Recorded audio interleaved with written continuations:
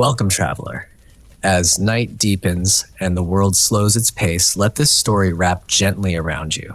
No need to think, just breathe, relax, and let go.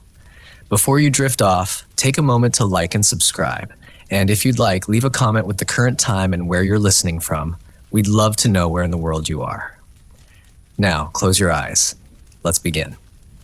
Tonight we begin with a story that's both tender and thought-provoking. The long, often overlooked history of people born with Down syndrome. From ancient societies where their presence was misunderstood to more recent decades of stigma, progress, and advocacy, this journey reveals not only how far we've come, but how much further we still need to go to ensure every life is seen as valuable and full of potential. Long before there were textbooks, hospitals, or genetic science, there were only human eyes watching, wondering, interpreting the world through myth, emotion, and instinct. In this distant past, the arrival of a child who looked or behaved differently evoked deep, often spiritual reactions. We don't have written accounts from these ancient times describing what we now call Down syndrome, but archaeology gives us rare, moving glimpses. In 2014, a team of researchers in France uncovered a 1,500-year-old burial site. Among the remains was a young child with distinct cranial features matching those of Down syndrome. This child, despite their differences, was buried with care, not cast out or discarded, but laid gently to rest in the same sacred manner as others in the community. It's a small detail, but a powerful one.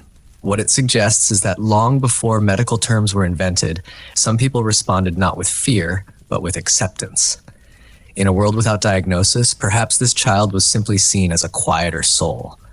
Maybe they were carried more often, spoken to more softly. Maybe they were loved, not in spite of their differences, but because of them. In other ancient cultures, physical and intellectual differences were often interpreted through a spiritual lens. Some were revered as having a special connection to the divine. Others, sadly, were misunderstood, feared, or shunned. Without a framework to understand conditions like Down syndrome, the reaction largely depended on the culture, the time, and the temperament of the surrounding people.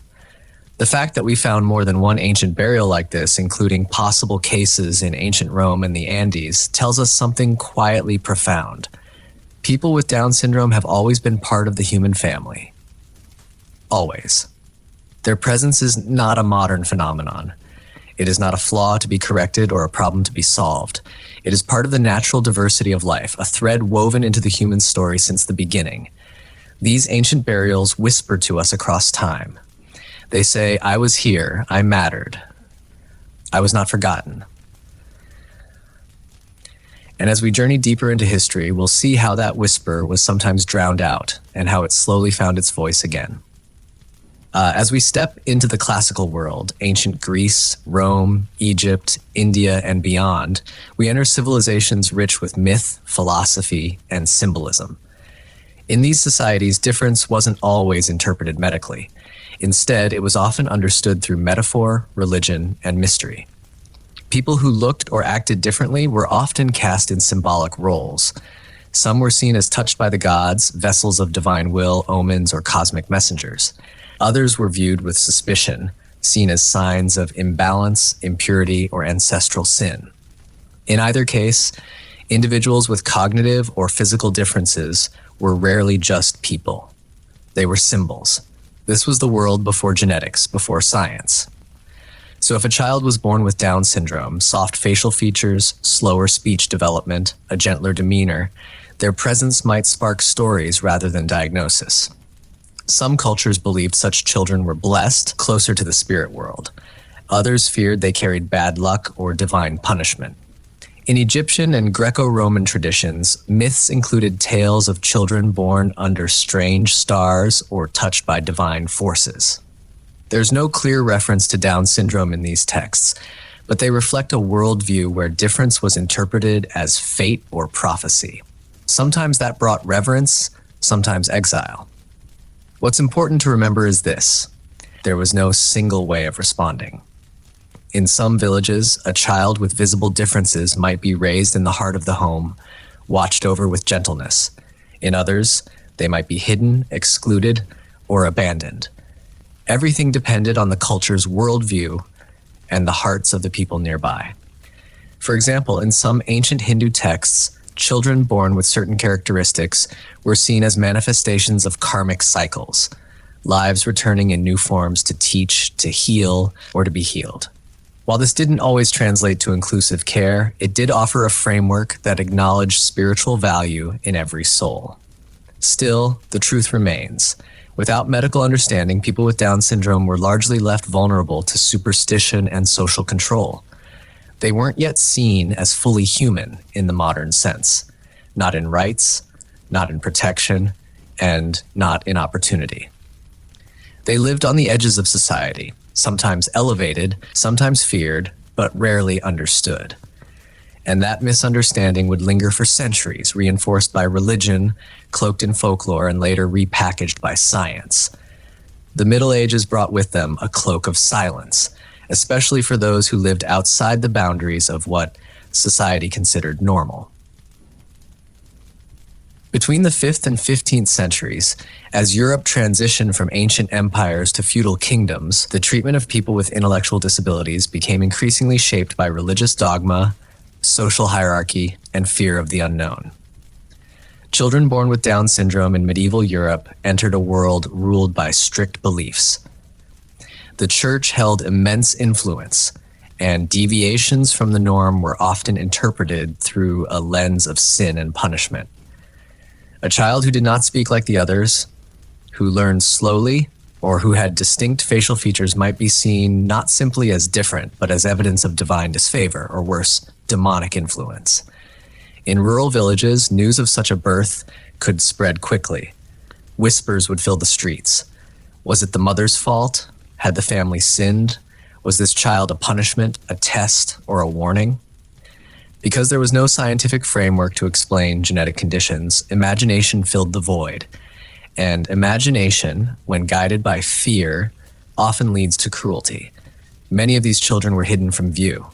They might be raised quietly at home, kept indoors, rarely seen in public.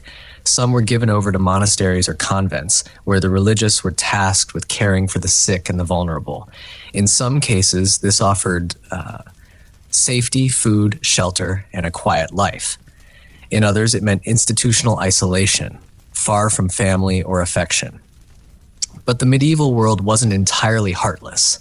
There are fragments of compassion tucked within these centuries. Certain religious orders saw every soul as sacred, regardless of ability. There are recorded instances of monks referring to people with intellectual disabilities as innocents, spiritually pure, closer to God. In those rare cases, kindness was extended, even if full inclusion remained out of reach. Still, for most, this was an age of silence. Without language to describe Down syndrome, without community support or advocacy, families were left to navigate the unknown alone. Their stories went unwritten, their lives mostly undocumented.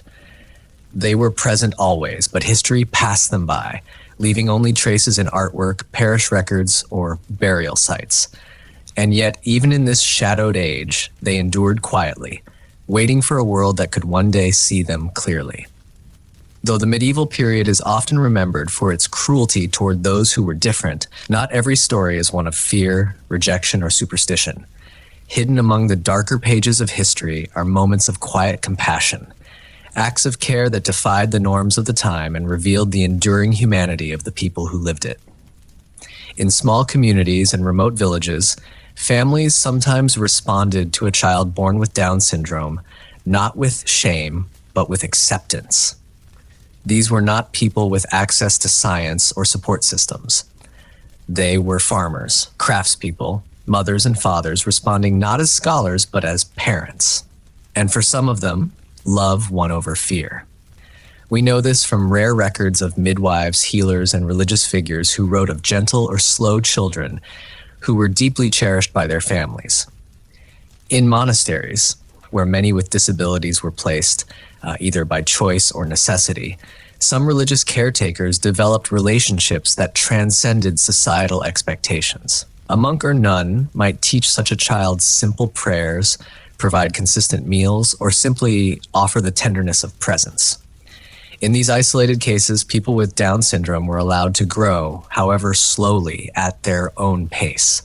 They may not have been schooled in the traditional sense, but they were included in daily rhythms, helping in gardens, participating in worship, or assisting with household tasks. Their value wasn't measured by productivity, but by being. We also find hints of compassion in art. Medieval paintings occasionally depict figures with features resembling Down syndrome, often as angels, shepherds, or humble saints. Whether the artists were intentionally portraying individuals with the condition or simply inspired by those they knew, the message endures. They were part of the human story, and sometimes even part of its beauty. Of course, we can't romanticize this era. These acts of kindness were not common policy, but exceptions to a harsher rule. Most individuals with Down syndrome still faced exclusion, mockery, or invisibility, but the exceptions matter. They remind us that even in the most rigid and fearful times, there were always people willing to see differently. People who looked past superstition and status, people who chose to care, not because they had to, but because something in them refused to do otherwise. And in these simple, defiant acts of compassion, the future began to take root. As Europe emerged from the medieval period and stepped into the scientific curiosity of the 17th and 18th centuries, the way society viewed people with disabilities began to shift. Faith and superstition slowly made room for observation and classification. It was the dawn of modern medicine, and with it came a new kind of attention, the medical gaze. For centuries, individuals with Down syndrome had existed on the margins, whispered about, cared for in silence, or ignored altogether. But in 1866, a British physician named John Langdon Down changed that. Working at the Royal Earlswood Asylum for Idiots in Surrey, he published a paper titled Observations on an Ethnic Classification of Idiots, in which he described a group of patients who shared certain distinct features: almond-shaped eyes, a round face, shorter stature, and gentle behavior. He didn't know the cause. Chromosomes hadn't been discovered yet, but he saw a pattern. And so, unintentionally, he gave the world the first medical description of what we now call Down syndrome. His language, however, reflected the prejudices of his time. Langdon Down compared his patients to people of Mongolian ethnicity, a term he used based on outdated racial theories that were sadly common in Victorian science. He called the condition Mongolism, a label that would linger painfully for over a century. Though offensive by today's standards, it's important to recognize that Langdon Down's intentions weren't rooted in cruelty. In fact, compared to many of his peers, he believed in humane care. He emphasized kindness, structure, and dignity for his patients, even as the system they lived in remained deeply flawed. With his paper, something both powerful and problematic began. People with Down syndrome were now seen as a type, a diagnosable category. This had consequences. On one hand, it allowed researchers to study the condition, eventually leading to medical advances. On the other, it reduced individuals to a diagnosis, a set of traits, an object of study. For the first time, people with Down syndrome were no longer invisible, but now they were being watched, analyzed, classified. Their humanity still often overlooked. Still, this moment marked a turning point. The road to understanding had begun. And though that road would pass through some very dark places in the years to come, it also laid the groundwork for discovery, advocacy, and eventually empowerment. As the 19th century gave way to the 20th, the industrial world was booming. Cities were expanding, technology was advancing, and systems were being built to organize nearly every aspect of human life. Among these were institutions, sprawling facilities designed to house people who didn't quite fit the mold of a rapidly modernizing society. For individuals with Down syndrome, these institutions became both a refuge and a prison, Families, especially those in working class communities, were told by doctors, clergy, or local officials that their child would be better off in a specialized facility. These institutions promised safety, structure, and expert care, but the reality was often far grimmer. Many of these places were overcrowded, underfunded, and severely lacking in trained staff. Children with Down syndrome were placed alongside individuals with vastly different conditions, from mental illness to severe physical disabilities. There was little personalization, even less understanding, and almost no opportunity for growth. Residents wore uniforms, followed rigid schedules, and had little say in their daily lives. For decades, this system was seen as progressive. In fact, some families believed they were doing the right thing, sparing their children from the stigma and struggle they might face in the outside world. But for the children themselves, the experience was one of disconnection. They were removed not only from society, but from their families, their communities, and often their sense of self. Institutionalization also allowed the broader public to ignore the existence of people with Down syndrome. Out of sight became out of mind. Schools didn't adapt, workplaces didn't accommodate, and the myth persisted that these individuals couldn't learn, couldn't grow, and didn't belong. There were exceptions, of course. A few institutions offered genuine care where staff treated residents with patience and warmth. Some children formed lasting friendships, even family-like bonds with one another and with the rare caregivers who saw their value. But these were islands of light in a sea of systemic neglect. Perhaps the most heartbreaking part of this era is how many bright, kind, and capable individuals lived their entire lives behind locked doors, not because they were dangerous, but because the world wasn't ready for them.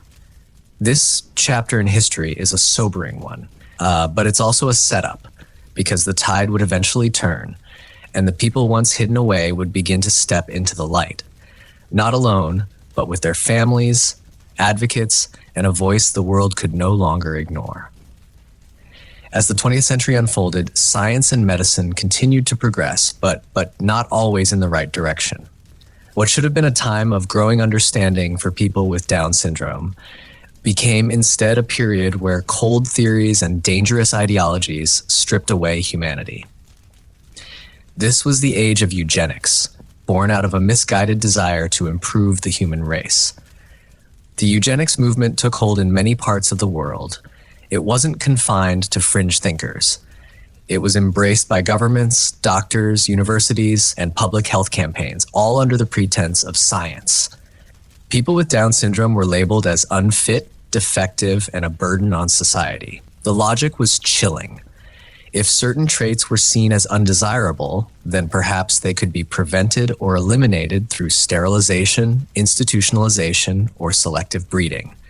And so, in countries like the United States, Canada, Sweden, and the UK, laws were passed that allowed the forced sterilization of individuals with intellectual disabilities. Many young women and men with Down syndrome were unknowingly or forcibly sterilized without consent, often under the guardianship of the state. They were denied the right to parenthood, to family life, or even to basic bodily autonomy. The very things that make us human, love, connection, choice, were systematically denied. But nowhere was this ideology more violently applied than in Nazi Germany. Under Adolf Hitler's regime, the concept of a pure race took on horrifying consequences. The so-called T4 program targeted children and adults with disabilities, including Down syndrome, for extermination. Thousands were taken from their families and murdered in clinics masquerading as hospitals. Some were starved, others were poisoned by gas or lethal injection. Their deaths were hidden in bureaucracy, listed as pneumonia or heart failure. Their names were erased, their existence declared life unworthy of life. These acts were not crimes of war, they were policy, and they were carried out in the name of progress. This chapter in history must never be forgotten. It is a brutal reminder of how easily science, when divorced from ethics and compassion, can be used as a weapon. But even in those darkest days, there were people, parents, nurses, quiet resistors, who fought to protect these lives. who saw their worth, who whispered the truth the world refused to hear. They are the ones who planted the seeds of the resistance that would follow. In the heart of Nazi Germany, beneath the rhetoric of purity and strength, lay one of the most sinister chapters in the history of disability. The T4 program, a state-sponsored euthanasia operation that specifically targeted children and adults with disabilities, including those with Down syndrome. It began quietly. Letters were sent to German families asking them to bring their disabled children to special clinics for better treatment, education, and care. Parents, hopeful and desperate, believed they were doing what was best, but once the children arrived, they were never seen again.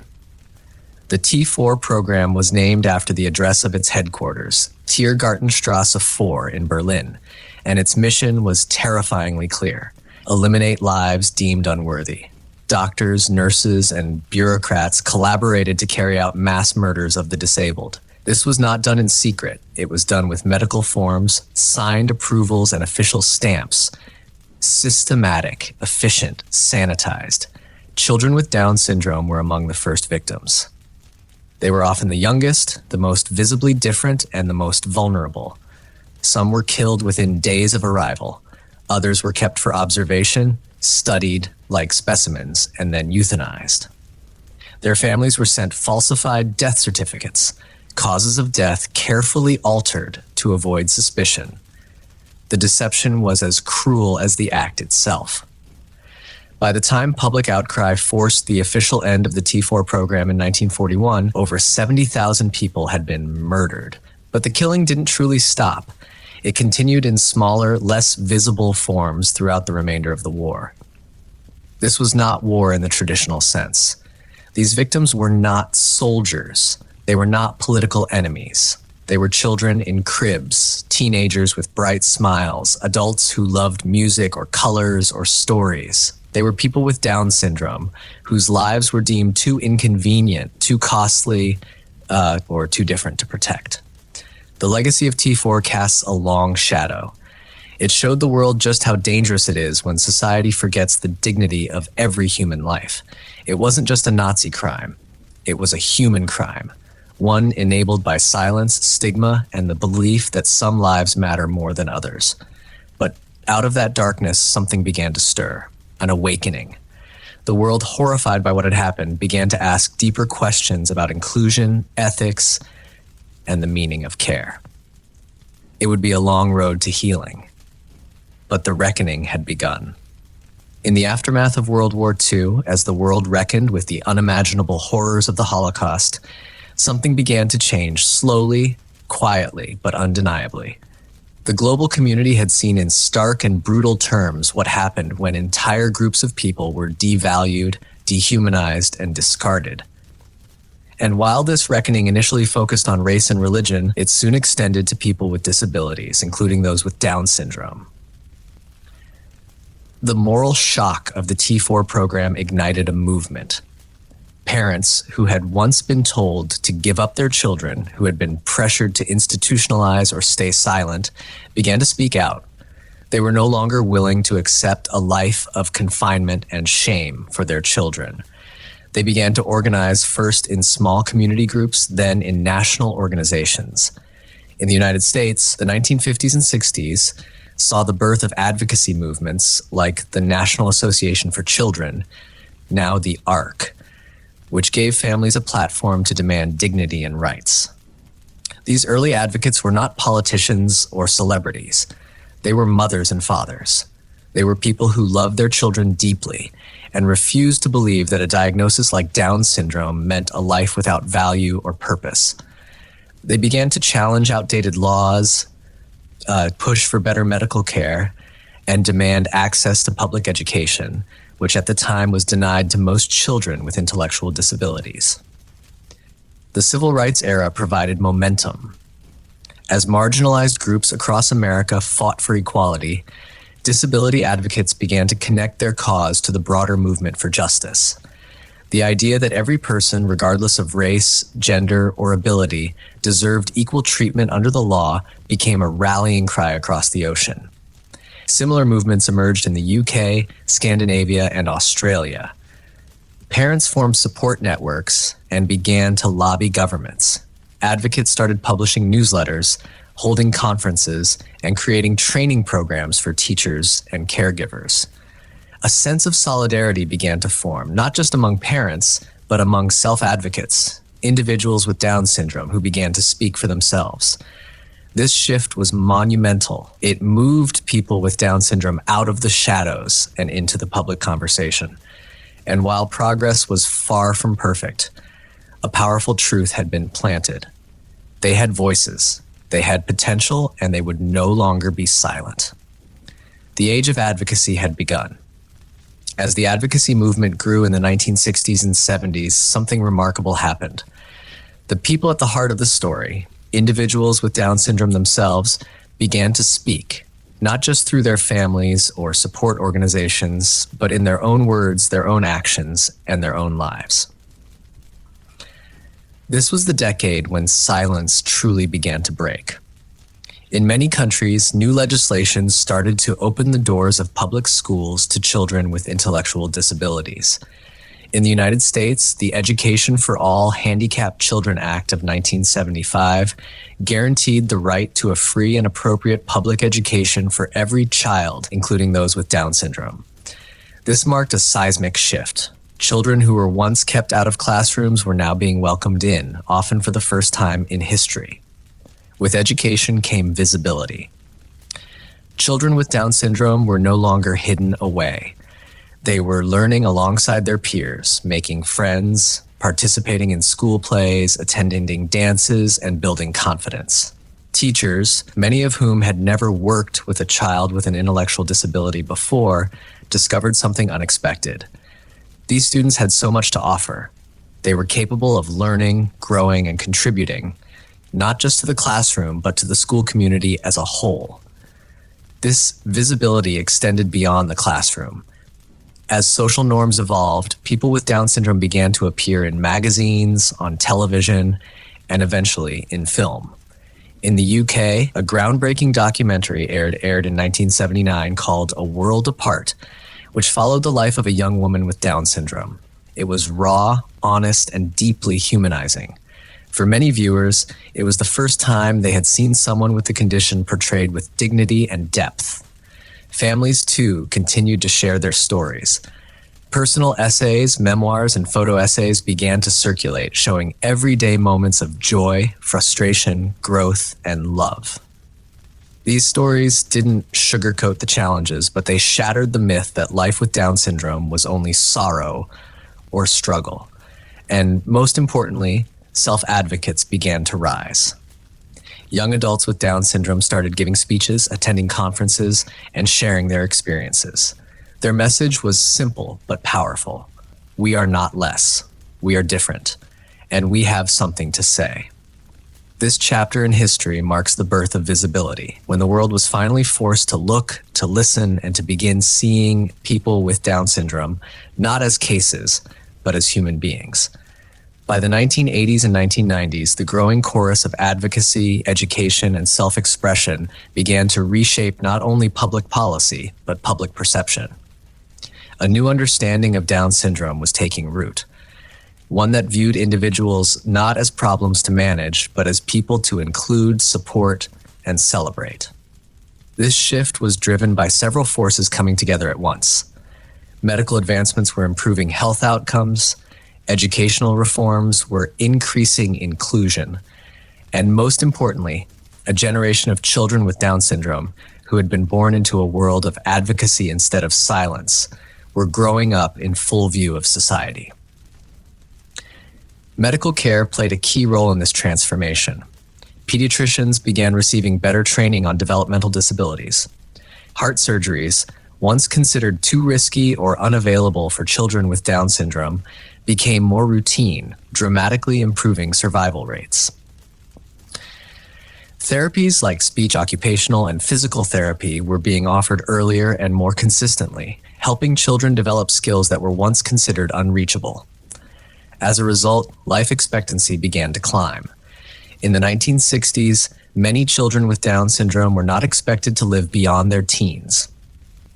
But by the 1990s, that number had risen dramatically, reaching into the 50s and 60s, with some individuals living well into old age. For the first time in history, people with Down syndrome were not just surviving childhood, they were becoming adults with full lives ahead of them. This new reality forced society to ask deeper questions. What kind of adulthood would they have? Could they work? Could they live independently? Could they marry? The answers increasingly were yes. Supported employment programs began connecting adults with Down syndrome to meaningful jobs in grocery stores, offices, hotels, and even businesses started by self-advocates themselves. Housing cooperatives and group homes allowed for semi-independent living. And across the world, stories began to emerge of romantic relationships, marriages, and deep friendships formed between people who just decades earlier might never have had the chance to meet one another, let alone dream of a future. It was becoming clear people with Down syndrome were not defined by their condition. They were individuals with strengths, struggles, personalities, and dreams. And the world slowly but surely was learning how to make room for them. By the early 2000s, something truly beautiful was happening. Individuals with Down syndrome, once hidden away in institutions or quietly raised at home, were stepping into the spotlight. Not for pity, not for tokenism, but for the same reasons anyone steps forward to be seen, heard, and recognized for who they are. Representation was no longer limited to medical journals or advocacy newsletters. People with Down syndrome were appearing in commercials, modeling campaigns, television shows, and even on stage. For the first time, audiences around the world were seeing the joyful, complex, and deeply human reality of living with Down syndrome through the voices and stories of those who lived it.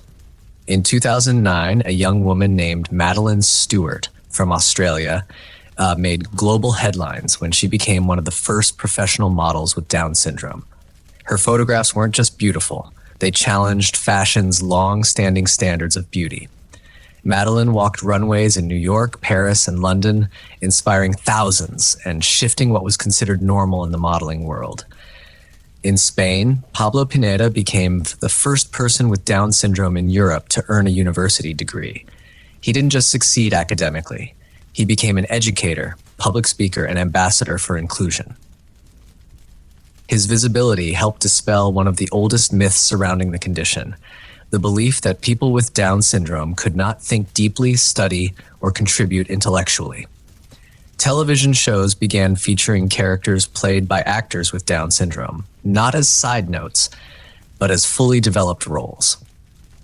In the US, Lauren Potter starred in the hit series Glee, bringing visibility and confidence to a new generation of viewers. Her advocacy, both on and off screen, helped normalize what had once been misunderstood. But this wasn't just about fame. It was about everyday visibility. People with Down syndrome working in bakeries, greeting customers at hotels, living in apartments, and celebrating birthdays with their communities. It was about classmates, co-workers, neighbors, and friends. Representation mattered because it gave people with Down syndrome a mirror, a way to see themselves in the world. And it gave the rest of society a window into their world, one filled with humor, love, ambition, and individuality. From hidden to seen, from misunderstood to embraced. This was the power of presence. And the world was watching, finally, with open eyes. Despite all the progress in medicine, advocacy, and visibility, the journey toward full inclusion for people with Down syndrome is far from over. Today, we live in a world of both celebration and contradiction. While many societies have taken meaningful steps forward, others still struggle to accept, support, or even recognize the value of lives that don't fit into conventional expectations. One of the most sensitive and complex issues is prenatal screening.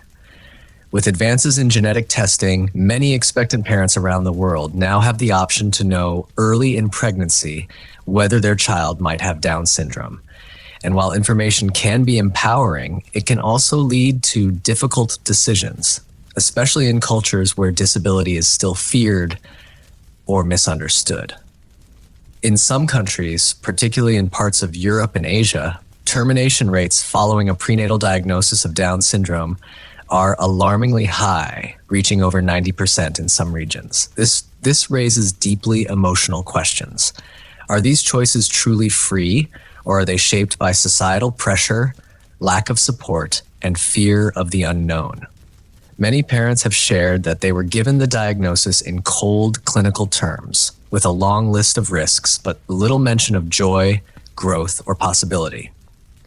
Few were introduced to families raising happy, thriving children with Down syndrome. Fewer still were told about the growing community of adults living fulfilling, independent lives. In this silence, fear grows. The issue isn't about judgment, it's about understanding. The truth is, many societies still haven't made space for people with Down syndrome to be fully included in education, employment, housing, or relationships. Too often, parents are left to navigate these systems alone, and children are still met with lowered expectations, limited access, or subtle exclusion. There's also the challenge of tokenism. Representation is growing, but sometimes it's treated as novelty instead of normalcy. A few success stories are celebrated loudly, while many still live on the margins, unseen. And yet, in the face of these challenges, the movement continues. Advocates, including people with Down syndrome themselves, are pushing for better policies, deeper inclusion, and a cultural shift toward true acceptance. Because the ultimate goal isn't just awareness, it's belonging. A world where no one with Down syndrome is seen as a mistake, but as a life worth living, loving, and lifting up. When we look back across the centuries at the silence, the stigma, the rejection, and the resistance, one truth rises above all the noise. Every life has meaning. This isn't just a belief. It's a fact that history, time and again, has quietly tried to prove even when society refused to see it. People with Down syndrome have always been part of the human family, from ancient burial sites to medieval villages, from the cold halls of 19th century institutions to the red carpets of the 21st century. They have been here, living, laughing, struggling, surviving, teaching. What they have offered the world isn't always loud or glamorous. It's quieter, but no less powerful. Their lives often radiate gentleness, honesty, and emotional intelligence. Many who live or work with individuals with Down syndrome speak of a rare kind of sincerity, a disarming warmth that can shift an entire room, not because they're inspirational, but because they are present, real, and deeply human. We must resist the temptation to romanticize or flatten their experiences. A person with Down syndrome, like anyone else, is complex, capable of joy, frustration, ambition, sadness, and love. Their lives are not without challenge, but they are not defined by limitation. They are not symbols of purity or tragedy. They are individuals with their own voices, stories, and agency. And their presence in this world reminds us of something vital. Humanity is not measured by IQ, productivity, or perfection. It is measured by connection, by kindness, by the capacity to love and be loved. When we say that every life has meaning, we're not offering charity. We're stating a universal truth, one that applies to us all. Because if a person needs to prove their worth to deserve life, none of us are safe. But if we start from the belief that worth is inherent, that every person matters just because they are, then we begin to build a world where everyone truly belongs. People with Down syndrome don't need our pity. They need our presence, our partnership, our willingness to listen, adapt, and make space. Their lives are not side notes in history. They are chapters in the human story, and some of the most beautiful ones at that. So, how are people with Down syndrome treated throughout history? The honest answer is layered and complex, a story of sorrow and silence, but also of resilience, revolution, and love. For much of recorded history, they lived in the shadows, misunderstood in ancient myths, hidden away during the medieval period, and objectified under the cold gaze of early medicine. At times they were feared, at times forgotten. And in the darkest moments, like during the eugenics movement in Nazi Germany, they were targeted simply for existing. Yet they endured, not just as victims of history, but as active participants in it, through the families who fought for them, the teachers who believed in them, and eventually through their own voices, rising to say, "We are here. We matter." The story of people with Down syndrome is not just a medical or social history. It's a human one. It reflects how we as a society define dignity, who we protect, who we prioritize, and what we believe makes a life valuable. In recent decades, we've seen a transformation that would have once seemed unimaginable. People with Down syndrome graduating from schools, working jobs, acting in films, falling in love, advocating for their rights, and shaping their communities. From exclusion to celebration, the arc of this journey speaks not only to their strength, but to our collective potential to evolve. But this progress did not happen by accident. It came from love, fierce, stubborn, and persistent love, from parents who refused to accept silence, from doctors who chose empathy over protocol, from educators who saw ability where others saw deficit, and from people with Down syndrome themselves who lived authentically in a world that often underestimated them. That legacy of courage, presence, and perseverance is still being written today. As we close this journey through history, may we carry forward the lessons it offers, to question inherited prejudice, to uplift the unheard, and to recognize that the value of a person is never up for debate. People with Down syndrome are not anomalies in the human story. They are threads in its very fabric, woven with grace, endurance, and the quiet power of being fully, unapologetically alive.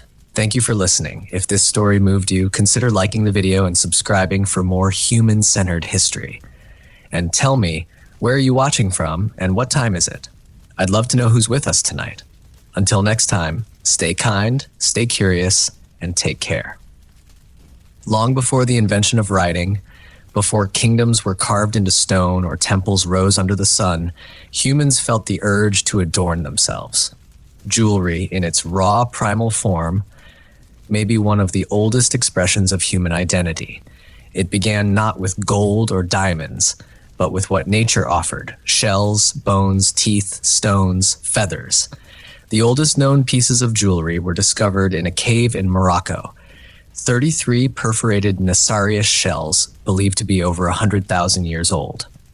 Threaded together as beads, they were likely worn as necklaces or anklets. They may seem simple to our modern eyes, but these were revolutionary artifacts. They signaled a leap in symbolic thinking, the ability to represent status, group affiliation, or spiritual belief through objects worn on the body. In prehistoric cultures, jewelry was not made for vanity. It was communication. A necklace of animal teeth might suggest a hunter's prowess. A string of shells could symbolize fertility, trade, or kinship. In many early burial sites across Europe and Africa, skeletons are found with ornaments placed carefully around the neck, wrists, and ankles. Evidence that jewelry played a role in rituals of death and remembrance, guiding souls into the afterlife or marking them as members of a sacred lineage. Even among nomadic and tribal communities where survival was the primary concern, time was devoted to crafting adornments. Pieces were shaped, polished, engraved, pigments were applied. These acts show us that jewelry wasn't frivolous. It was central to the human experience, a way to carry meaning, memory, and magic. What's especially fascinating is that this early jewelry emerged independently in different parts of the world. From Siberian mammoth ivory bracelets to African ostrich shell beads, cultures separated by oceans and language all turned to ornamentation. Why? Because jewelry satisfies something universal: the need to belong, the need to express, the need to transform the body into something more than just flesh and bone.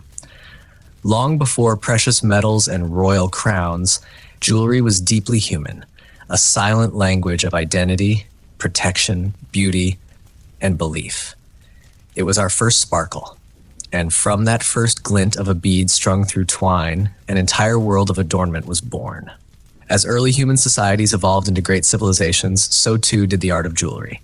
In the cradle of civilization, Mesopotamia, gold became not just a metal, but a language of power and prestige. Artisans of Sumer, Akkad, and Babylon crafted intricate pieces from gold, silver, and precious stones like carnelian, lapis lazuli, and agate. Jewelry adorned not just the living, but the statues of gods as offerings in temples glistening with sacred light. Mesopotamian jewelry was deeply symbolic. Spiral motifs represented eternal life, while geometric patterns spoke of cosmic order. Women of high status wore elaborate headdresses, bracelets, and pendants, often buried with them to ensure continuity in the afterlife. These items weren't mere accessories. They were extensions of divine favor, political power, and cultural sophistication. Meanwhile, in the rich, sun-drenched land of Egypt, jewelry reached an even deeper spiritual resonance. Gold, abundant in Nubia and treasured by the Egyptians, was considered the flesh of the gods, incorruptible, eternal, and sacred. Every piece worn by a pharaoh or priestess was crafted with purpose, to protect, to invoke, to transform. Amulets held immense importance. The scarab beetle symbolized regeneration and rebirth. The ankh, shaped like a cross with a loop, represented life eternal. The Eye of Horus, worn close to the heart or forehead, was believed to ward off evil and ensure health and restoration. These talismans were inlaid with vibrant stones: turquoise, lapis, garnet, each selected not just for beauty, but for its energetic and spiritual properties. Jewelry also reflected social status. Gold collars, broad pearls, and inlaid rings told stories of wealth, lineage, and divine association. Children wore protective charms. Animals were sometimes adorned with collars bearing inscriptions. Even the dead were wrapped in layers of symbolic jewelry, from toe caps to headdresses, ensuring their safe journey into the next world. In both Mesopotamia and Egypt, jewelry wasn't an afterthought. It was woven into the fabric of religion, governance, and personal identity. It marked the wearer as chosen, by gods, by kings, or by fate itself. This era set the stage for what jewelry would continue to be: a shimmering extension of the soul, a coded language of beauty, power, and protection, forged in fire, polished by belief. As civilization blossomed around the Mediterranean, jewelry evolved into an art form that married personal beauty with civic identity. In ancient Greece and Rome, adornments were not only reflections of wealth, but declarations of taste, philosophy, and even patriotism. The Greeks believed in harmony, not just in architecture and sculpture, but in the human form itself. Jewelry was designed to complement the body, enhancing natural elegance rather than overpowering it. Gold wreaths shaped like olive branches adorned the heads of both gods and mortals. Earrings and bracelets featured detailed repoussé work, often depicting mythological scenes: Athena with her owl, Aphrodite rising from the sea, or the god of desire clutching an arrow. Gemstones became more prominent, but they were prized not only for color, also for meaning. Carnelian was believed to calm anger. Amethyst protected against intoxication. Engraved gems called intaglios were used as personal seals, pressed into wax to sign documents. These pieces held not just beauty, but identity and authority. In Rome, jewelry became even more widespread and opulent. With the expansion of the empire came access to exotic materials: pearls from the Persian Gulf, emeralds from Egypt, sapphires from Sri Lanka. Roman women, especially of the upper class, wore layers of adornment, from elaborate fibula brooches that held their garments together to rings on nearly every finger. Men, though more restrained, still wore signet rings and amulets, often inscribed with protective symbols or family crests. Jewelry in Rome also crossed the lines of class. Freed slaves, once given citizenship, would wear gold rings as a mark of their new status. Soldiers returning from conquest often bore spoils of war in the form of jewelry, not just for personal use, but as offerings to the gods. But it wasn't all vanity. Many items were worn for protection. The bulla, a locket worn by Roman children, held amulets to guard them from evil spirits. Even emperors believed in the power of charms. Tiny figures of Hercules, serpents, and phallic symbols were worn under clothing, hidden but believed to be potent. For the Greeks and Romans, jewelry was more than accessory. It was biography. Each piece told a story of lineage, of virtue, of belief. It announced who you were, what you valued, and sometimes who you prayed would protect you. While the Mediterranean world shaped jewelry through aesthetics and empire, the East, particularly India, forged a path where adornment became inseparable from spirituality, ritual, and the rhythms of life itself. In India, jewelry was not merely decorative, it was sacred, it was symbolic. It was and still is part of the soul's language. From the Indus Valley Civilization around 2500 BCE, archaeologists have uncovered beautifully detailed bangles, nose rings, and bead necklaces crafted from carnelian, gold, and faience. Even then, Indian artisans showed extraordinary skill and an intuitive sense that jewelry was not just worn, it was lived in.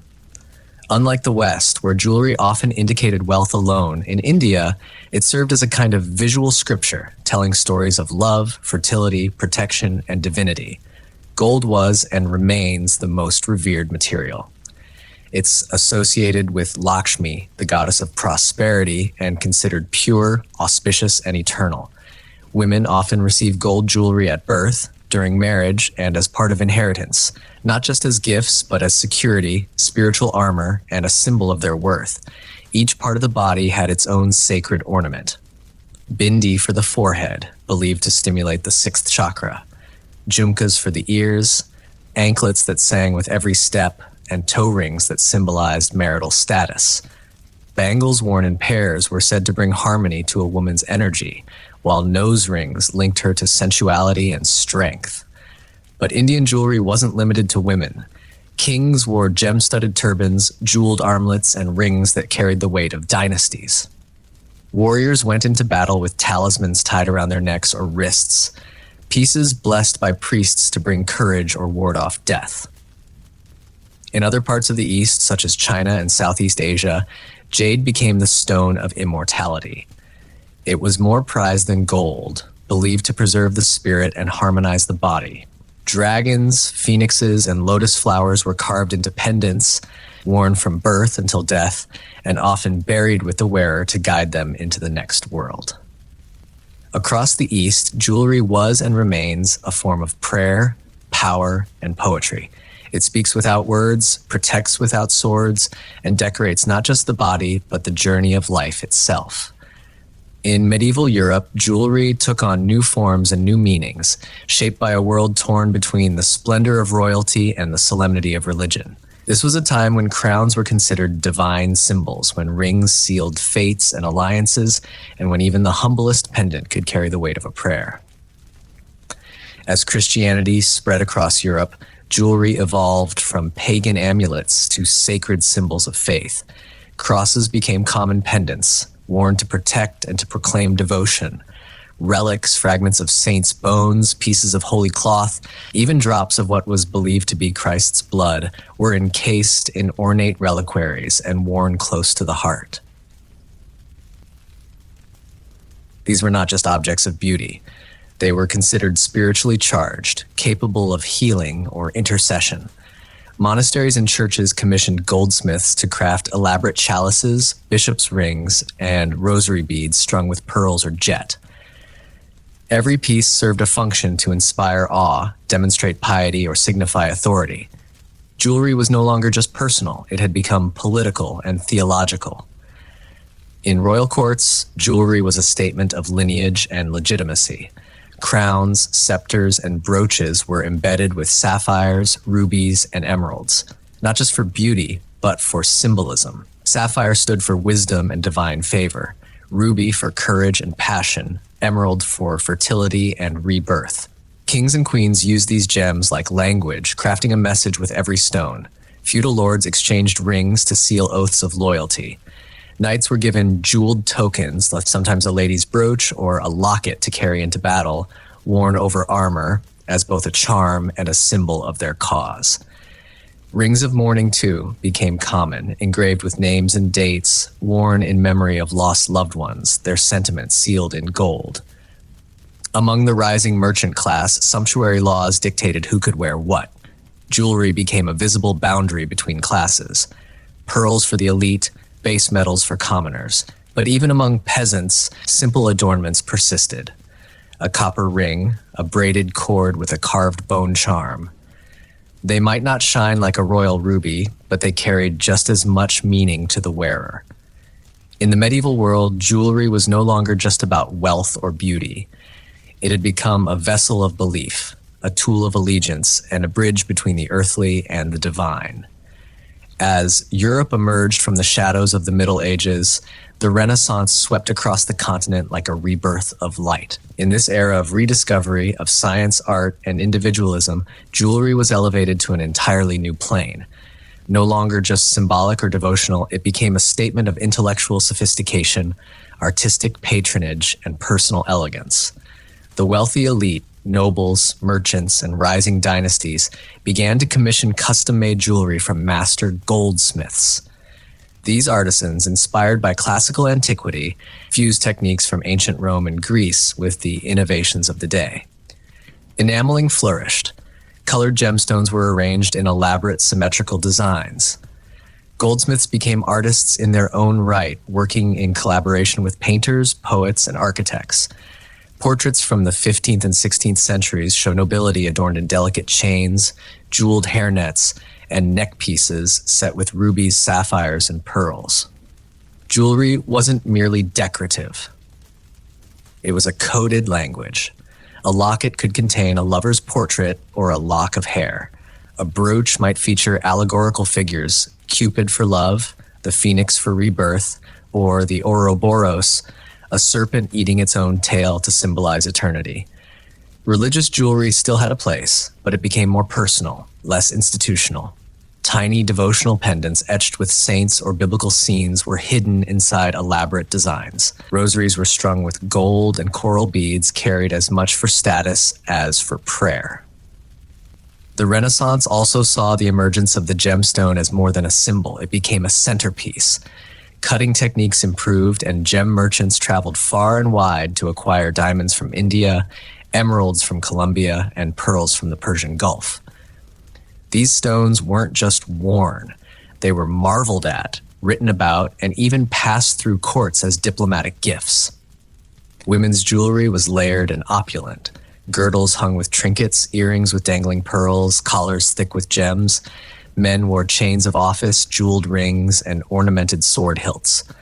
Jewelry became a wearable canvas, a blend of identity, aspiration, and artistry.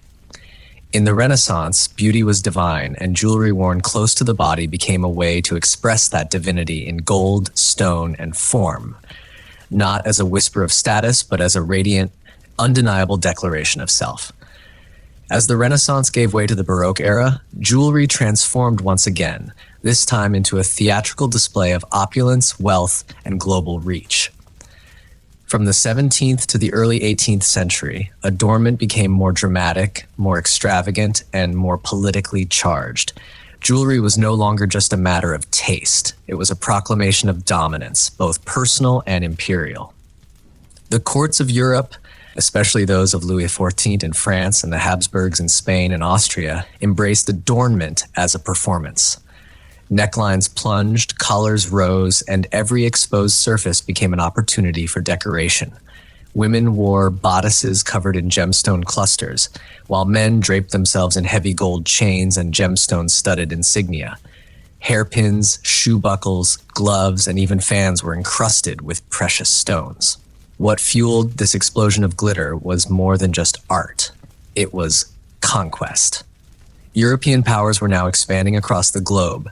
The riches of India, Africa, and the Americas flooded into royal treasuries. Diamonds from Golconda, emeralds from Colombia, and gold mined by colonized labor became the raw material for European luxury. Jewelry became a display of colonial power, the sparkling reward of imperial ambition. One iconic example is the famed La Peregrina pearl. Discovered off the coast of Panama in the 16th century, it passed through the hands of Spanish royalty, Napoleon's brother, and eventually Hollywood icon Elizabeth Taylor. But behind its beauty lay centuries of conquest, labor, and cultural exchange. Baroque jewelry was not subtle.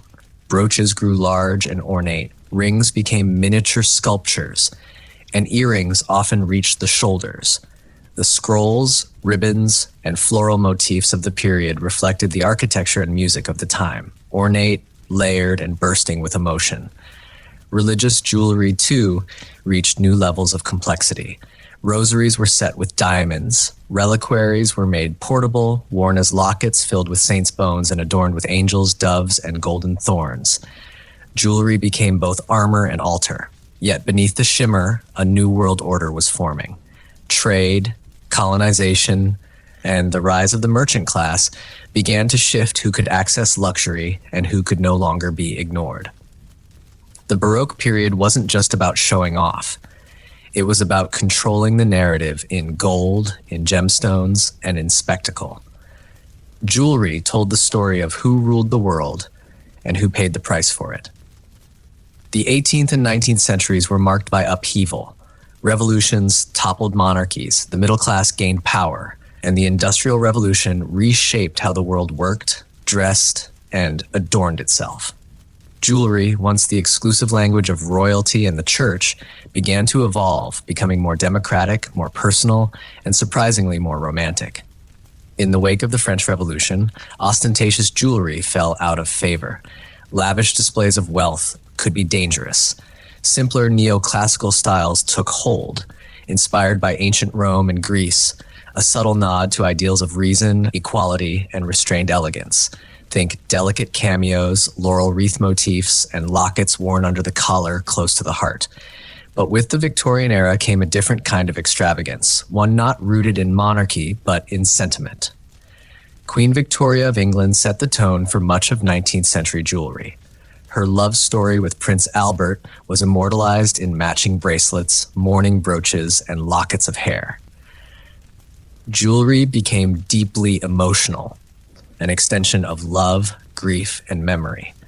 Engagement rings grew in popularity, so did birthstone jewelry and charm bracelets, each piece a fragment of one's personal story. Advancements in technology made jewelry more accessible. Mass production, electroplating, and machine-cut stones allowed the middle class to participate in trends once reserved for nobility. Costume jewelry emerged, not fake, but fashionable, allowing people to express themselves affordably and often. Meanwhile, global influence continued to expand. Japanese motifs entered Western design during the Art Nouveau movement.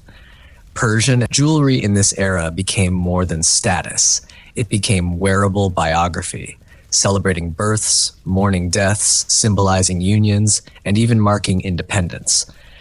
And just on the horizon, a revolution in style and design was approaching, one that would change the face of jewelry forever. The 20th century shattered traditions and redrew boundaries in politics, in art, and most certainly in jewelry. From the Art Deco movement to street fashion, from the glittering red carpet to hand-woven tribal beads, jewelry became more than ornamentation. It became self-expression, a statement not just of status, but of identity, resistance, and reinvention. The early 1900s ushered in the bold geometry of Art Deco. Inspired by industrial design, Egyptian archaeology, and Jazz-Age glamour, this style celebrated clean lines, symmetry, and contrast. Platinum, onyx, and diamonds were favorites. Women wore long, linear earrings and flapper-style necklaces. Men adorned themselves with cufflinks and tie bars. It was a celebration of modernity, jewelry for a world speeding into the future. World wars temporarily shifted fashion toward restraint, but post-war prosperity reignited sparkle.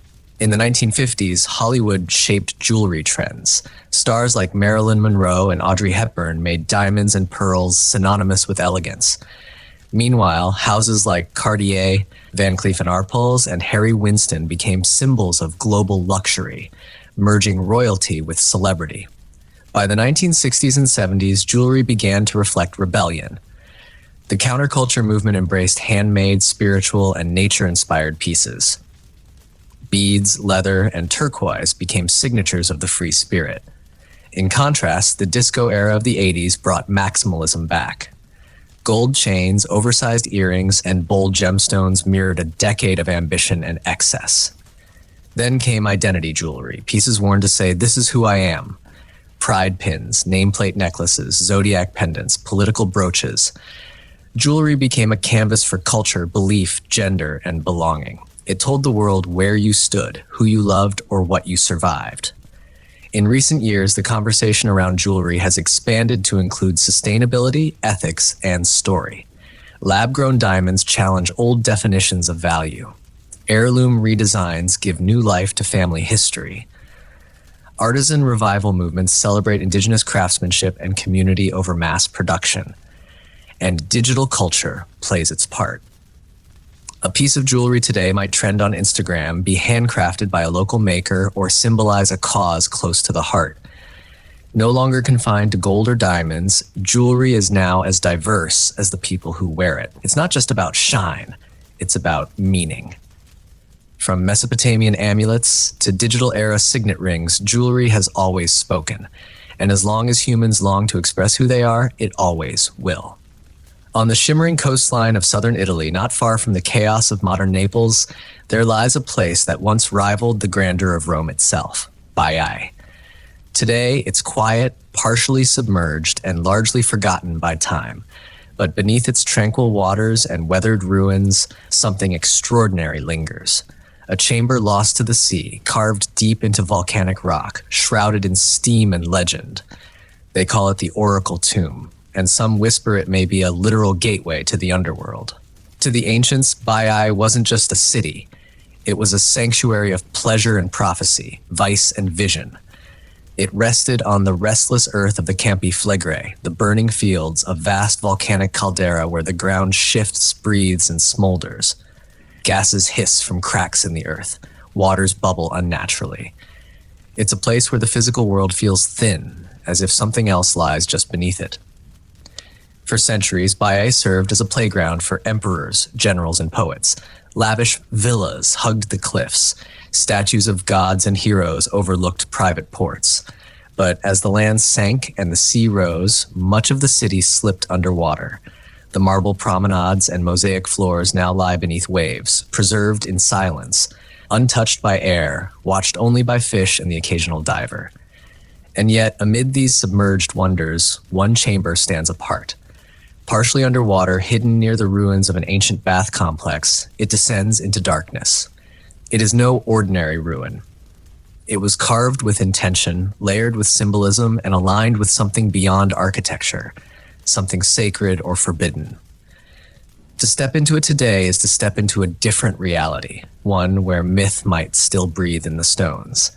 Modern archaeologists gave it a name, the Oracle Tomb, but older voices called it something else, the Antrum, the cavern.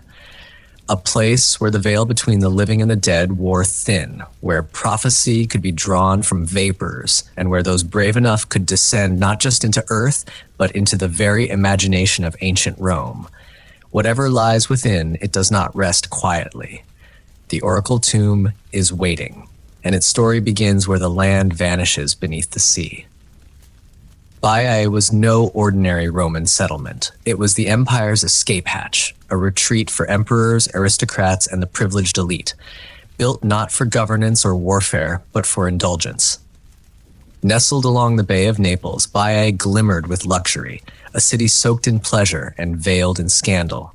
To walk its marble streets was to brush shoulders with power. To bathe in its thermal springs was to immerse yourself in the rituals of both healing and hedonism. The city's fame was not merely due to its wealth, but its landscape, built atop a restless volcano. Baiae rose directly over the Campi Flegrei, a massive supervolcano whose energy heated the ground, bubbled its waters, and lent the air a strange metallic scent. The Romans called this region the breathing place of the gods. Here, the earth itself seemed alive, shifting, exhaling sulfur and whispering secrets through steam. It was here that Roman engineers and artists constructed magnificent bathhouses, domed pavilions, and private palaces that rivaled anything in the capital. Nero had a villa here, so did Julius Caesar, and later Hadrian. These weren't just places of rest, they were scenes of politics, affairs, and decadence. It was said that what happened in Baiae never left Baiae. The city became so synonymous with excess that poets and moralists openly condemned it. Seneca the Younger called it a vortex of luxury, but Baiae's geological beauty was its undoing.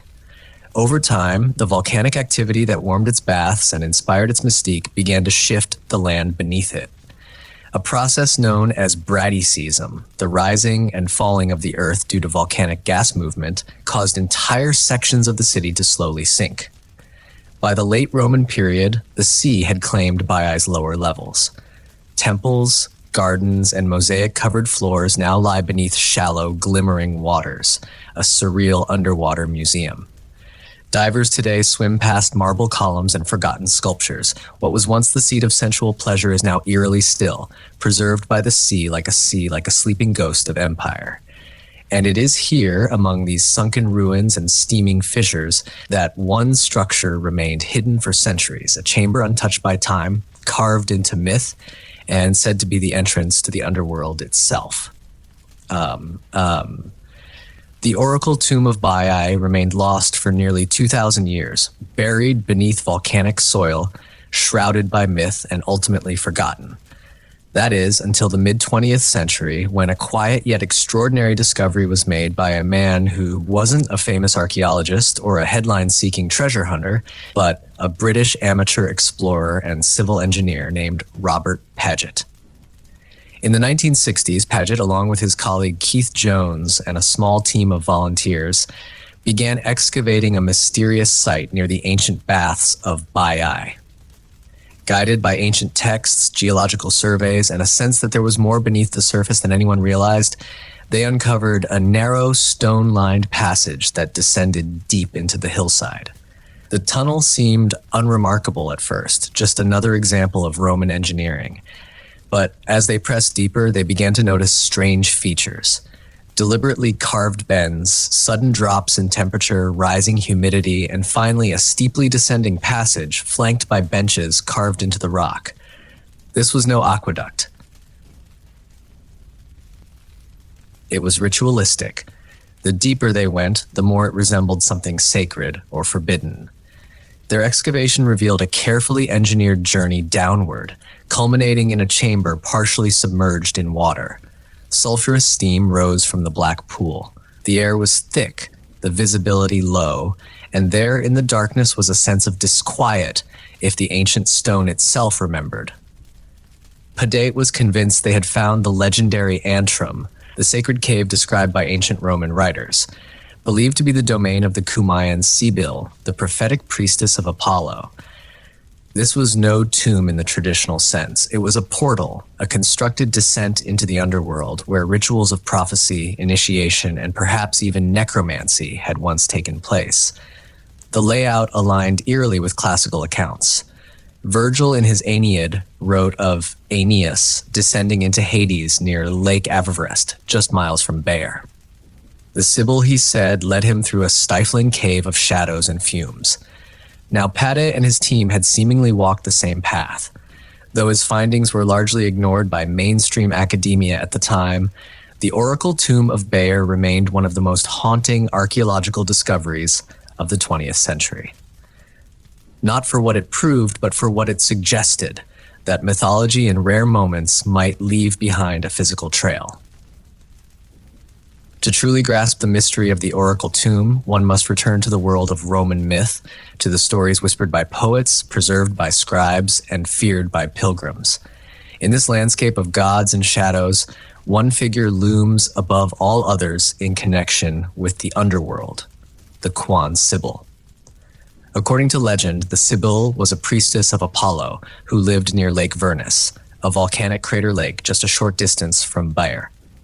The Romans believed this lake was the actual entrance to Hades, the land of the dead.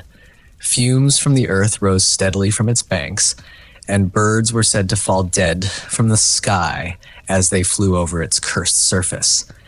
It was the perfect setting for a seer who claimed to speak on behalf of the gods and the spirits beyond. The Sibyl's prophecies were cryptic, often terrifying. She was said to enter trance-like states, intoxicated by volcanic vapors, her voice echoing through a sacred tunnel, a cave that descended into the earth. For centuries, scholars speculated where this legendary oracle once stood. Paget's discovery in Bayeux offered a compelling answer. The structure he uncovered mirrors the descriptions found in classical texts. Virgil, writing in the Aeneid, described a dark passage hot with the breath of the earth where the hero Aeneas was led by the Sibyl to commune with the dead. He wrote of choking vapors of silence broken only by the dripping of unseen water and of the fearful hush that hung over the entrance to the underworld. The oracle tomb of Bayer matches this imagery, not just in structure, but in sensation. Those who have entered the narrow passage speak of the oppressive heat, the chemical scent of sulfur, the disorienting darkness. At the tunnel's end, the water-filled chamber reflects any light like obsidian glass. Sound is muted, giving the space a tomb-like stillness. Was this the actual chamber where the Sibyl spoke? Or was it a later Roman attempt to recreate a place of myth? Either way, it serves a chilling purpose. It materializes the metaphysical. It gives form to fear, space to the sacred, a physical descent that mirrors the spiritual one, into the unconscious, into death, into prophecy. The oracle tomb doesn't just resemble the entrance to the underworld. It feels like it. The oracle tomb of Bayer is not a structure of chance. It is a calculated experience. Every curve, descent, and chamber within its volcanic walls seems designed to lead not just the body, but the soul through transformation. To walk through it in ancient times was not a simple act of curiosity. It was ritual. It was initiation. It was a descent into mystery governed by fire, steam, and water, the elemental forces of the Roman underworld. As Robert Padet and his team explored the site in the 1960s, they began to see the tunnel not merely as an architectural marvel, but as a spiritual theater.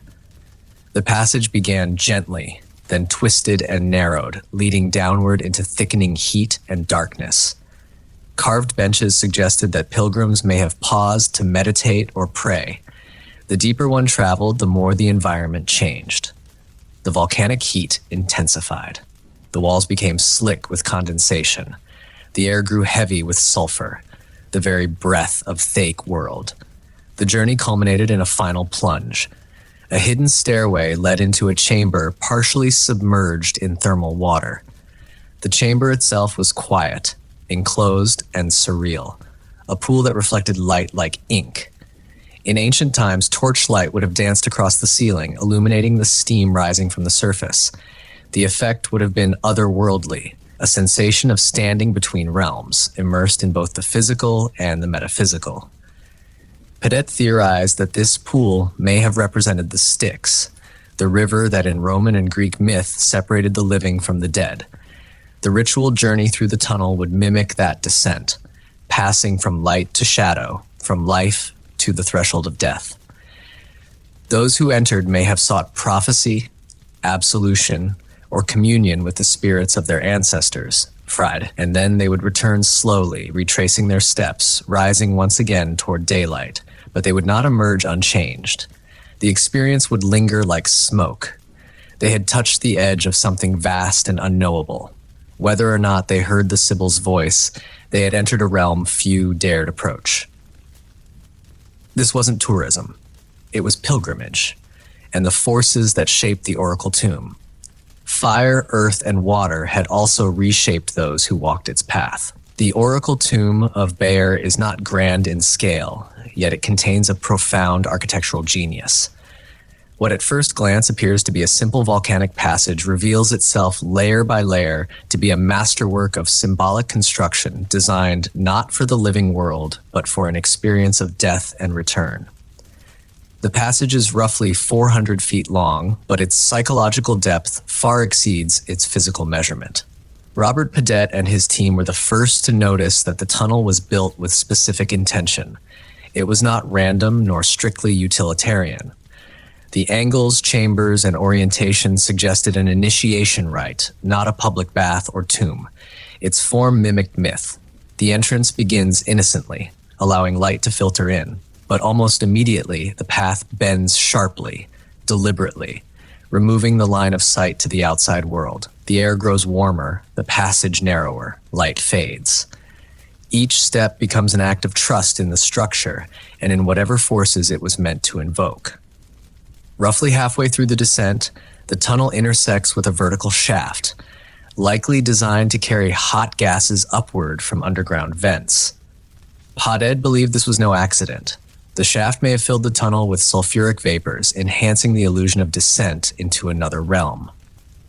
To the ancient mind, these fumes were the very breath of the gods, intoxicating, disorienting, and sacred. From there, the tunnel curves again, leading to a narrow staircase, descending into the final chamber, the so-called Oracle Pool. This room, partially submerged and sealed in darkness, could only be entered by stepping into the water itself. Some scholars believe a hidden priestess or attendant may have spoken from an unseen alcove, delivering prophecies in a trance-like voice, aided by the echo of stone and the distortion of steam. The architecture in this view was a kind of spiritual technology. It altered the senses, controlled the journey, and created the illusion, or perhaps the reality, of divine contact, like the Great Pyramids of Egypt or the ziggurats of Mesopotamia. This was a space built for transition between worlds. It wasn't meant to impress, it was meant to transform. The Oracle Tomb didn't just house rituals, it was the ritual carved into stone. The Oracle Tomb of Bayeux stands at a peculiar crossroads between archaeology and allegory, between physical ruin and immortal myth. It forces us to ask, where does history end and legend begin? The Kuan Sibyl, long associated with the nearby cave systems of Kumai, is not just a mythological figure. She was recorded by Roman historians, feared by generals, and immortalized in literature. According to legend, she was granted a 1,000-year lifespan by Apollo, but forgot to ask for eternal youth. Over time, she withered, her voice echoing from deep within the earth, a prophetic whisper from the void. Her presence dominates this region. The Roman poet Virgil placed her at the center of the Aeneid's descent into the underworld. In that tale, the hero Aeneas approaches the Sibyl who guides him into Hades through a dark passage filled with poisonous vapors and sacred dread. The setting near Lake Averis, just a few miles from the site of Bayeux's Old Tunnel. Padette's discovery, the dark descent, the sulfur fumes, the final chamber of water, seems to mirror this literary descent too perfectly to ignore. Could this chamber have inspired the myths? Or were the myths so deeply believed that the chamber was built in homage to them? Historians remain divided. Some see the tunnel as a sophisticated Roman ritual space, perhaps built to simulate the mythic journey, a kind of immersive religious theater for elite initiates. Others believe it may have had a more literal purpose used by a cult or priesthood to facilitate real oracular experiences induced by hallucinogenic gases and the powerful psychological effects of the environment itself. There is also the possibility that it was both.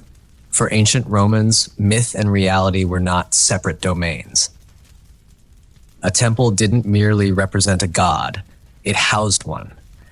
A cave didn't just resemble the underworld, it was the threshold. The people who walked into this tunnel thousands of years ago likely didn't see it as metaphor, they saw it as entry. And so the Oracle Tomb becomes more than a ruin. It is a memory that refuses to fade, a space that preserves the psychic terrain of a civilization that believed powerfully in what lay beneath. When Robert Padet and Keith Jones unveiled their findings in the 1960s, they did not receive the acclaim one might expect for uncovering a possible portal to the underworld. In fact, much of the academic world met their claims with skepticism, if not outright dismissal. Why? Because the Oracle Tomb didn't fit neatly into traditional categories. It wasn't a temple with inscriptions. It wasn't a tomb filled with artifacts. It lacked the grandeur of Pompeii or the documentation of Rome's civic structures. To many, it was just an odd tunnel carved into a hillside, a curiosity, not a revelation. And yet, the structure's precision defied that label. Its design, temperature shifts, alignment with ancient literary descriptions, and subterranean water chamber pointed to something more than coincidence. Padette's documentation was thorough, and his interpretation, while bold, wasn't without precedent. After all, sacred caves and prophetic passages are found throughout the ancient world, from Delphi to Eleusis. In recent years, a new generation of researchers has returned to Bayeux with fresh eyes and advanced technology. Ground-penetrating radar, underwater archaeology, and 3D mapping have begun to reveal the city's sunken secrets, including thermal bath systems, garden courtyards, and submerged mosaics still intact beneath the waves. The Oracle Tomb, once ridiculed, is now being reconsidered, not as fantasy, but as a functional space within a culture that lived within myth. Even skeptics must admit the engineering is deliberate. The environmental manipulation from heat and darkness to acoustics and vapor is purposeful. Whether it was built for a literal descent to Hades or to simulate one is now less important than this. It worked. Visitors would have felt changed by the journey. The tunnel shaped their senses, confused their orientation, and altered their state of mind. Whether through ritual, myth, or gas-induced trance, it brought them to the edge of something they couldn't name and then led them back again. In this sense, the Oracle Tomb mirrors all great spiritual experiences. It doesn't give answers. It poses a question, one etched in silence and stone. Is this myth made real or reality shaped by myth? Bayer's Oracle Chamber has not spoken in millennia, but even in its silence, it still challenges us to listen differently, to look deeper, and to wonder if the ancient world knew something we have forgotten. Today, the Oracle Tomb of Bayer lies mostly forgotten by tourists, overshadowed by the more famous ruins of Pompeii and Herculaneum. Its entrance is modest, unmarked by statues or triumphal arches. The tunnel disappears into the hillside like a secret, quiet, damp, waiting. And yet those who step inside still describe the same sensation. A subtle tightening of the air, a hush that wraps around the senses like a shroud. Time has weathered its stone, but not its mystery. What makes this site so compelling, so eerily unforgettable, is not just its structure or its setting. It's the feeling it evokes that we are not merely observing history, but brushing up against something older than history. A doorway into the psychological heart of the ancient world. The Romans, with all their roads and legions, still feared what lay beneath their feet. They built shrines over cave mouths and made offerings to the dead at the edge of volcanic craters. They named the entrance to the underworld Mundus, and every August they believed the spirits of the departed walked freely among the living. Bayer, with its boiling springs and sulfur-scented air, embodied this liminal space. Not heaven, not hell, but threshold. The Oracle Tomb is one of the few surviving places where that belief feels tangible. To descend its corridor is to join a lineage of seekers, pilgrims, emperors, and perhaps even the mad, all of whom came not to find treasure but truth, or at least a glimpse of it. What did they hear in that chamber? What did they ask of the civil? What price did they pay for prophecy? We may never know. And perhaps that's the point. In an age obsessed with proof, Bayer reminds us of something sacred, that some experiences were never meant to be fully understood. Some structures were built not to house answers, but to cradle questions safely in silence, in stone. So the Oracle Tomb remains, part myth, part monument, part mirror, reflecting our eternal fascination with what lies beyond. It is a whisper carved into the earth, a ritual still alive in shadow, a gate that never fully closes, and for those who dare to enter, it still waits. She could flip, twist, or soar. Simone Biles had to survive. Born on March 14, 1997 in Columbus, Ohio, Simone Ariane Biles entered a world marked by instability. Her biological mother struggled with addiction, and Simone, along with her siblings, was placed in and out of foster care. There were moments of separation, uncertainty, and upheaval.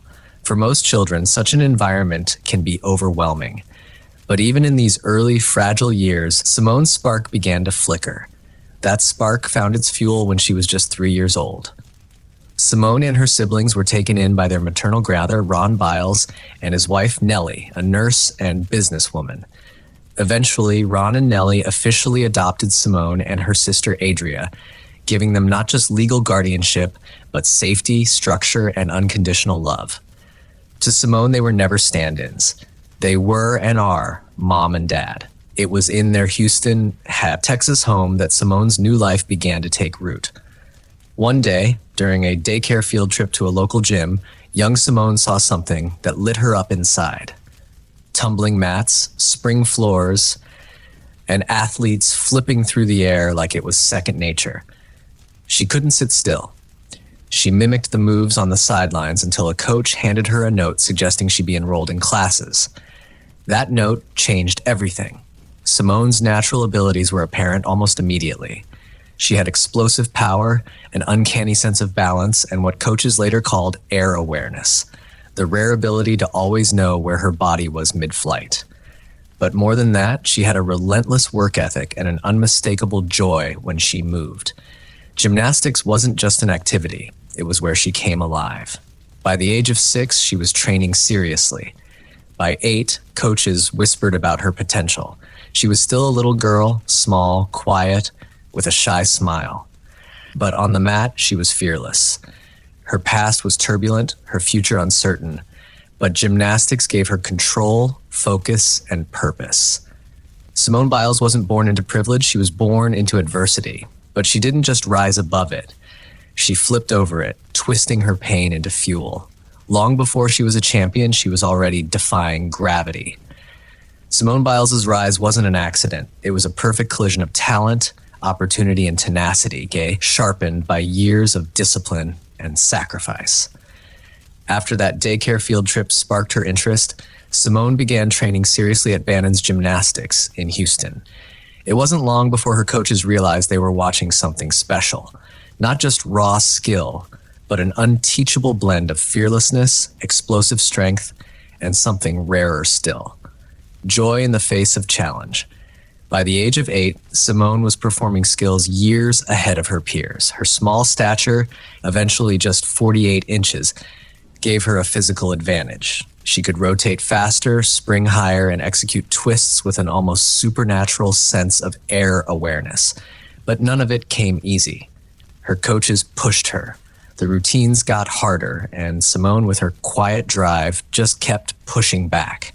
One of the most influential figures in her early life was Coach Amy Borman, who began training Simone when she was a young girl and continued guiding her through her rise to stardom.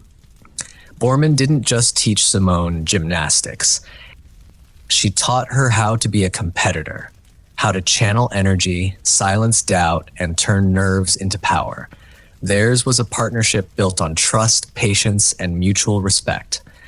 While many elite gymnasts trained through intense, even rigid systems, Simone's training was tailored to her well-being.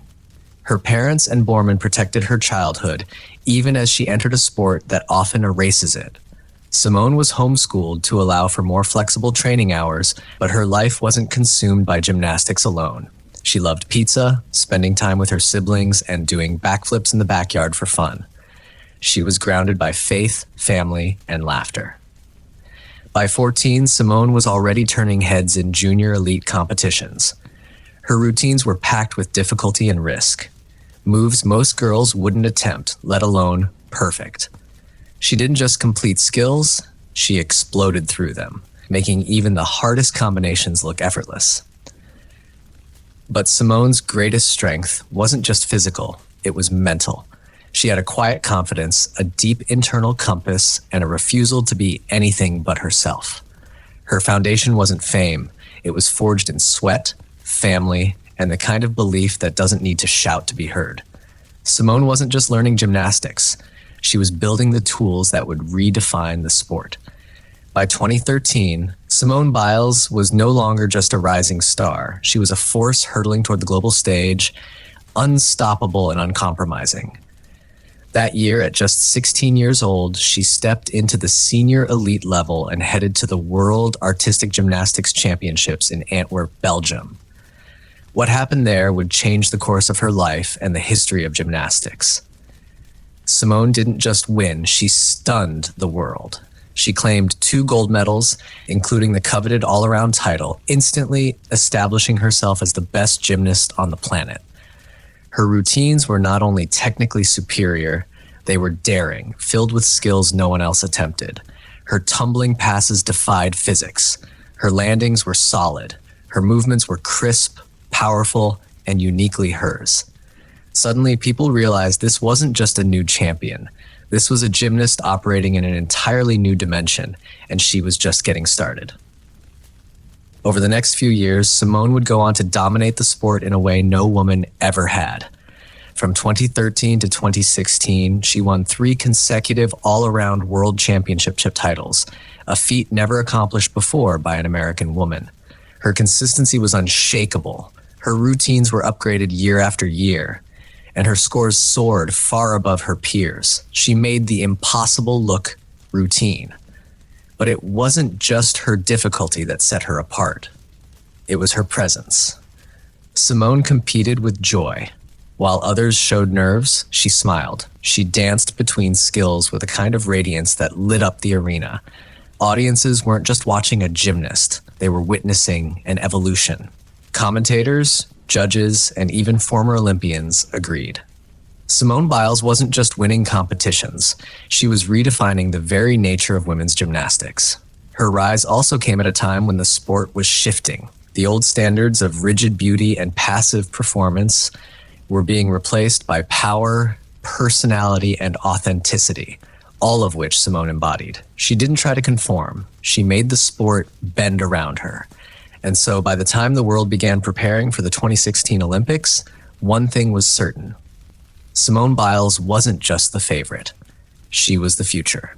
By the summer of 2016, Simone Biles was no longer just a gymnastic sensation. She was a global icon in the making. The world turned its attention to Rio de Janeiro, where the Olympic Games promised to be her coronation. Years of training, pressure, and anticipation had built toward this moment, and Simone delivered not just medals, but a performance that would redefine greatness in the sport. She entered the competition with sky-high expectations and somehow soared even higher. Over the course of the Games, Simone captured 4 gold medals and 1 bronze, the most medals by an American gymnast at a single Olympics in over 30 years. She dominated the all-around, vault, floor exercise, and contributed to the U.S. team's dominant gold medal performance in the team final, famously dubbed the Final Five.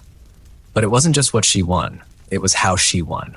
Her routines included moves so difficult that the scoring system had to evolve to accommodate them.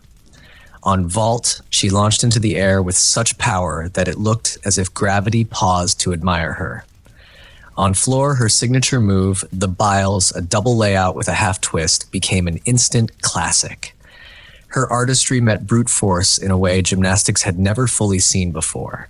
Crowds roared, commentators searched for comparisons, but Simone Biles wasn't like anyone else.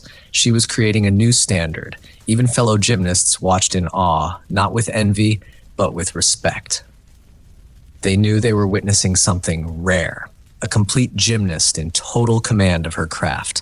And yet, off the mat, Simone remained grounded. She shared goofy selfies with teammates, laughed through press conferences, and gave credit to her coaches, her parents, and her faith. She wasn't just a competitor, she was a role model. Her success in Rio wasn't just historic, it was transformative. It shifted public perception of what women athletes could be. Powerful, joyous, unapologetically dominant. She became the first woman of color to win Olympic all-around gold for the U.S., breaking barriers not just in skill, but in visibility and representation. Simone Biles didn't just win the Olympics in Rio. She owned them with grace, grit, and greatness. After Rio, Simone Biles didn't just return home as a champion. She returned as a global phenomenon. She was no longer only known within the world of gymnastics. She had become a household name, a symbol of excellence, and a cultural icon.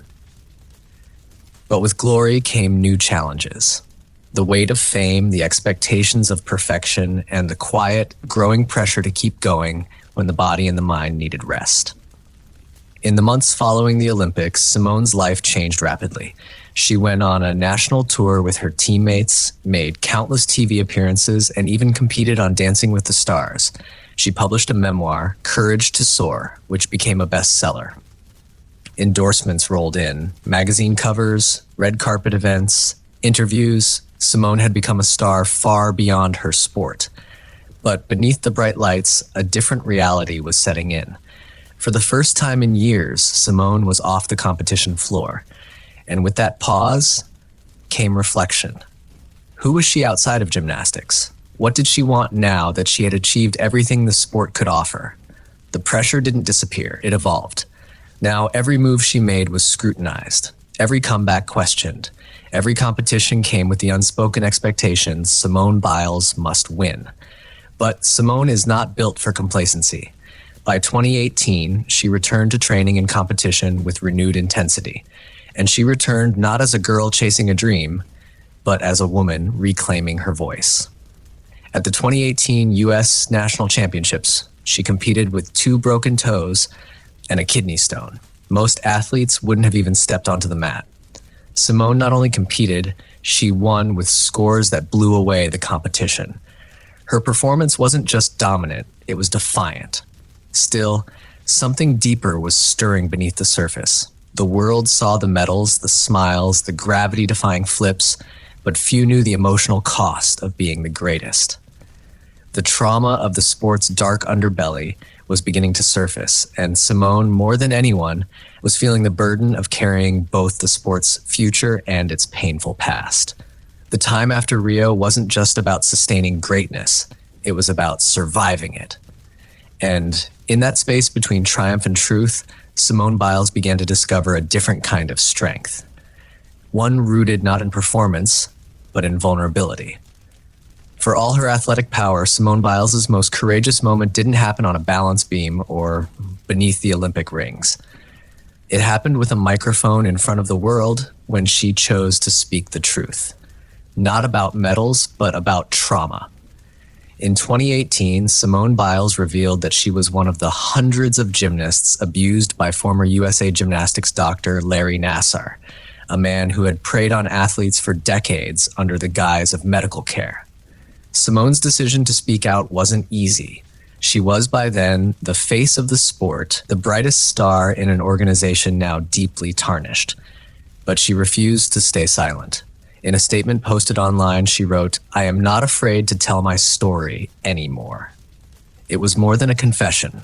It was a declaration. She wasn't just standing up for herself. She was standing up for all the girls who had been hurt, silenced, and ignored. She demanded accountability, not just from Nassar, but from USA Gymnastics and the U.S. Olympic Committee, which had enabled his abuse through negligence and cover-ups. In doing so, Simone transformed from champion to changemaker. Her courage resonated far beyond the gym. Survivors around the world saw their own pain reflected in her voice. Fellow athletes rallied behind her. Lawmakers began to investigate, and the image of Simone testifying before Congress in 2021, tearful yet composed, became an indelible moment in American sports history. But even as she fought for justice, Simone kept training. She continued to dominate competitions, all while carrying the weight of a broken system on her shoulders. Her performance became about more than gold. It was now about healing, resistance, and truth. Simone redefined strength, not as stoicism, but as honesty. She showed that the greatest athletes aren't those who never struggle. They're the ones who rise anyway. She blurred the line between hero and human, proving you can be both. Through her voice, Simone did what even her most difficult vaults couldn't. She shattered the silence. And in that silence, a new definition of power emerged, one that didn't need applause to matter. She wasn't just flipping through the air anymore. She was changing the ground beneath us. When the Tokyo Olympics finally arrived in 2021, delayed a year by the global pandemic, Simone Biles stood as the undisputed face of the Games. The world expected dominance, another sweep of golds, and more physics-defying feats. But instead, Simone gave us something far more important, a lesson in courage that had nothing to do with medals. In the middle of the team competition, after a shaky vault, Simone withdrew. At first, the announcement stunned the world. Then came the explanation. She was experiencing a condition gymnasts dread, the twisties. It's a mental block where the body and brain lose synchronization midair. For an average person, it's hard to grasp. For a gymnast performing flips and twists 10 feet above the ground, it's a matter of life and death. Suddenly, the strongest athlete in the world had said the unthinkable. I need to step back. And she did. Her decision sent shockwaves across the Olympic stage. Critics questioned her toughness. Pundits debated, but athletes across every sport rallied in support. They knew the cost. They understood the courage it takes to say, not today. Simone didn't disappear after withdrawing. She showed up every day in the arena, cheering for her teammates, supporting them, smiling, crying. She became a beacon not just of what it means to compete, but what it means to be human under pressure. Days later, she returned for one final event, the balance beam final, and performed a simplified routine, earning a bronze medal. But the real triumph wasn't on the podium. It was in her choice to protect her mental health in front of the entire world. Simone flipped the script on what strength means. In a culture obsessed with pushing through pain, she offered a different model: wisdom, self-awareness, and radical vulnerability. She reminded us that even the most decorated athletes are not machines. They're people with limits, trauma, and needs, and that recognizing those limits isn't weakness. It's the deepest form of strength. In Tokyo, Simone didn't win 4 gold medals, but she gave something far more lasting. She gave permission to pause, to protect oneself, and to choose well-being over expectation. After Tokyo, many wondered if Simone Biles would ever return to competition. She had already transcended the sport, not just as the most decorated gymnast in history, but as a symbol of resilience and honesty. But Simone wasn't finished, not with gymnastics and not with her own story. For over a year, she stepped back from the competitive world. She focused on healing mentally, emotionally, physically. She went to therapy. She spoke at mental health events. She inspired athletes across disciplines to reevaluate what winning really means. And in 2023, quietly but powerfully, she made her return. When Simone walked back into the arena at the US Classic in August 2023, it felt less like a comeback and more like a homecoming. She wasn't trying to prove anything. She wasn't chasing medals. She was doing it on her terms. And still, she dominated in that meet and later at the 2023 US Gymnastics Championships. Simone not only won, she stunned the world again with her athletic evolution.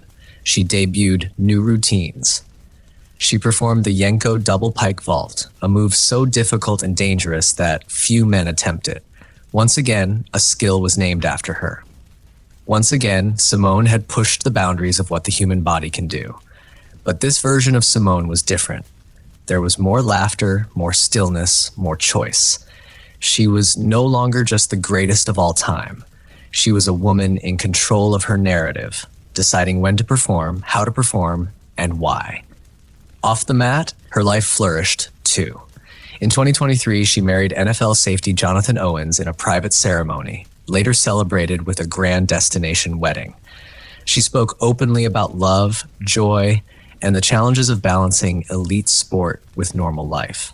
Her relationship became another symbol, not of perfection, but of grounding, of being seen and supported beyond the spotlight.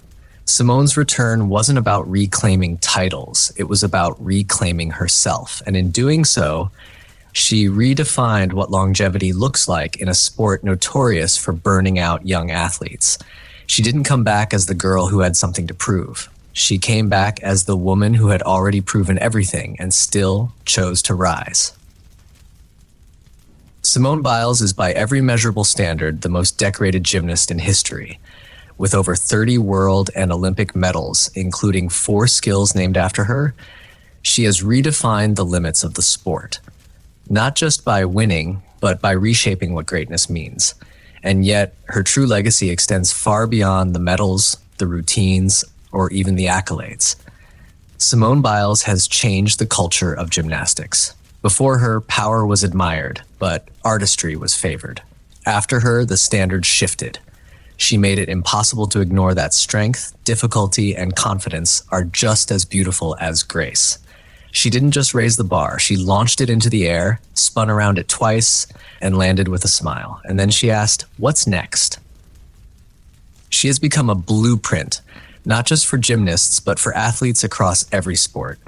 Her advocacy for mental health, athlete safety, and self-worth has inspired a movement. She showed that stepping away is not failure, that protecting your peace is a radical act of self-respect, and that even in silence, you can speak volumes.